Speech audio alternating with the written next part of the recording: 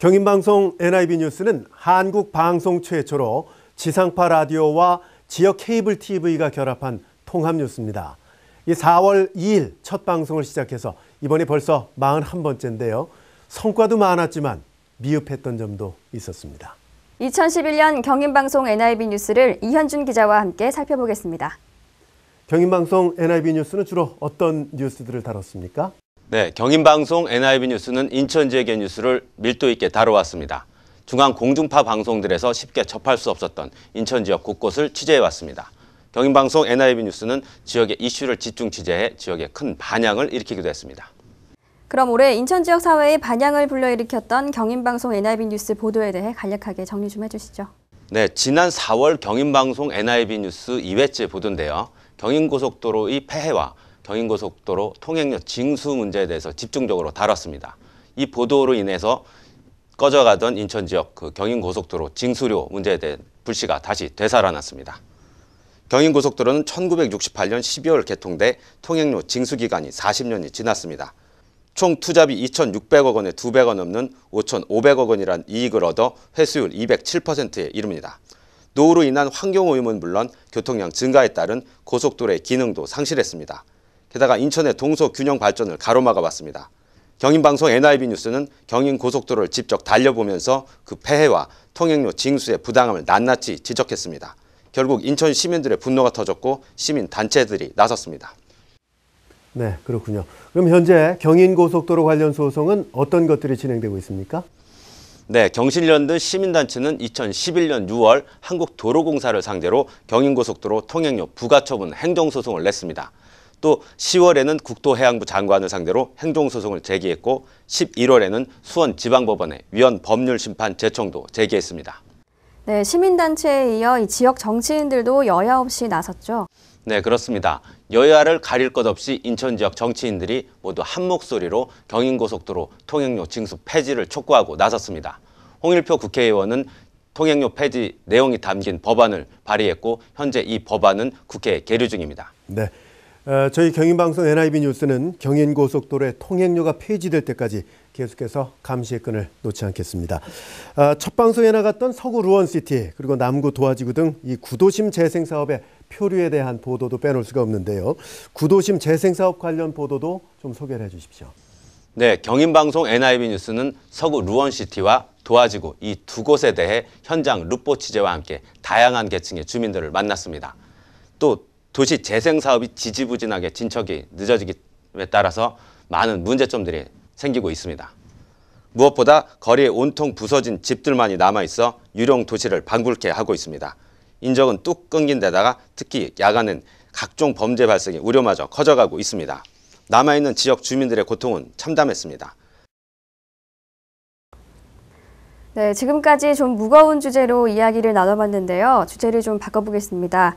이 인천 전체 이슈는 아니지만 기초자치단체 주민들에게는 아주 중요한 이슈에 대한 심층 보도가 있었죠. 네, 그렇습니다.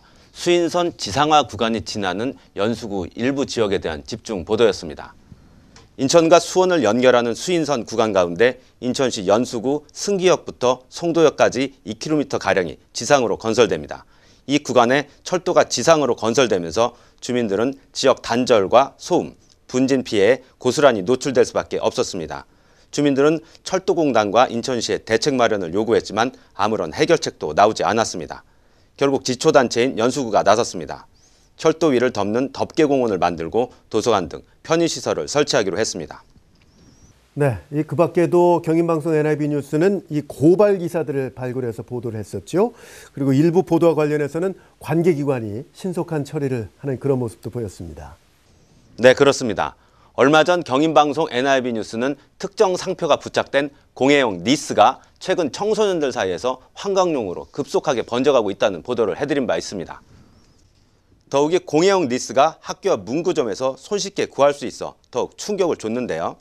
보도가 나간 직후 여성가족부가 전국적인 실태조사에 착수했고 전국 문구점 90%가량이 공예용 니스를 판매할 때 연령이나 용도를 확인하지 않는 것으로 드러났다고 밝혔습니다. 여성부는 조사 결과를 바탕으로 공예용 니스에 청소년 유해 표시를 미부착한 제조업자를 청소년 보호법 위반 행위로 경찰에 고발 조치했습니다. 또 화장장에 응급시설이 전무하다는 보도도 사회적 반향을 일으켰습니다. 인천 시립화장장인 부평 승화원은 하루 방문객이 수천 명이 넘지만 생명이 위태로운 긴급 상황이 발생했을 때 신속하게 대처할 응급처치 체계가 없는 것으로 확인됐습니다. 보도 이후 인천시는 승하원에 인력과 장비를 보강하겠다고 밝혔습니다. 네, 소개를 들어보니 인천 지역 이슈를 깊이 있게 다뤄왔고 또 나름대로 큰 성과를 일궈냈다는 생각이 듭니다. 그런데 이 경인방송 NIB 뉴스에서 다소 미흡했던 점도 많았죠? 어떤 부분인가요? 경인방송 NIB 뉴스는 데일리 뉴스가 아닌 주말 뉴스로 진행돼 왔습니다. 경인방송과 남인천방송이라는 두 개의 회사에 소속된 기자들과 많은 스태프들이 한꺼번에 움직이다 보니 데일리 뉴스 제작은 현실적으로 많은 어려움이 있었습니다.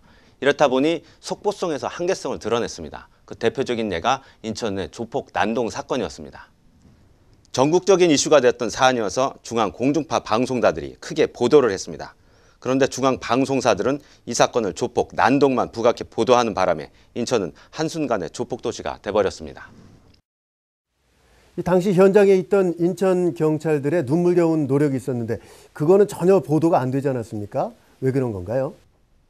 네, 사건 직후에는 알려지지 않았지만 뒤늦게 현장에 있던 경찰관이 억울함을 토로하는 글을 올리면서 당시 현장 상황이 자세하게 알려지기 시작했습니다. 경인방송 NIB 뉴스가 이런 부분을 제대로 짚었다면 하는 아쉬움이 남는 대목입니다.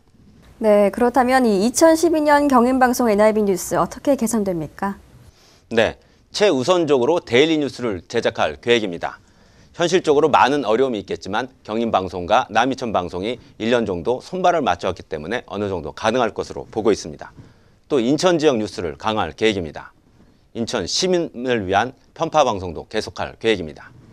인천 지역 이슈를 인천의 사람의 눈으로 보는 뉴스야말로 진정한 인천 뉴스가 아닐까 생각됩니다. 2012년 흥룡해를 맞아 경인방송 NIB 뉴스는 인천 속으로 녹아드는 뉴스를 만드는 데 최선을 다하겠습니다. 네, 이 기자 수고 많으셨습니다.